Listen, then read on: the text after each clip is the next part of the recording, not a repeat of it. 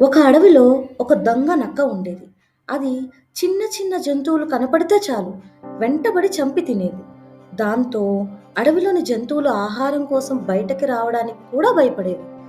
ఎప్పుడు ఎక్కడి నుంచి వచ్చి మీద పడుతుందో అని వణికిపోయేవి. ఆ అడవిలో ఒక కోతి ఉండేది.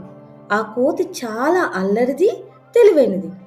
అందరినీ మోసం చేసే ఆ నక్కను ఎలాగైనా దెబ్బతీసి అడవిలో జంతువుల్ని కాపాడాలి అనుకుంది. కోతి ఒకరోజు నక్క దగ్గరికి పోయి, నక్కమామ, నువ్వు ఎప్పుడైనా గుర్రం తోడ తిన్నావా? దానంత రుచి దేనికి ఉండదంట కదా. అడవిలో చాలా జంతువులు చెప్పుకుంటున్నాయి అని అడిగింది. ఆ మాట వింటూనే నక్కకు నోరు ఊరింది.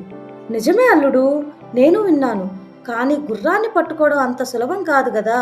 అది మెరుపు వేగంతో పరిగెత్తుతూ ఉంటుంది అని చెప్పింది. కోతి చిన్నగా నవ్వుతూ, నా దగ్గర ఒక ఉపాయం ఉంది మామ.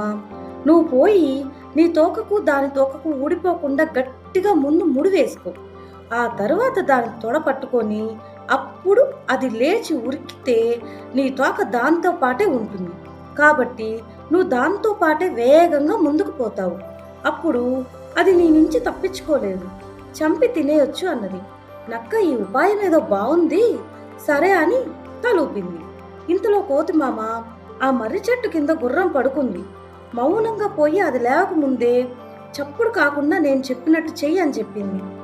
నక్కమామ అలాగే అంటూ అడుగులో అడుగు వేసుకుంటూ పోయి గుర్రం తోకకు తన తోకకు గట్టిగా ముడివేసుకుంది.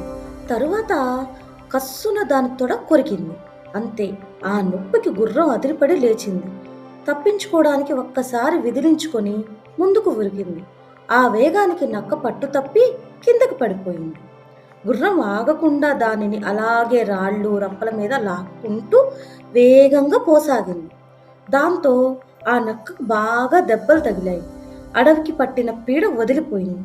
విషయం తెలిసిన చిన్న చిన్న జంతువులన్నీ సంబరంగా కోతిని మెచ్చుకున్నాయి.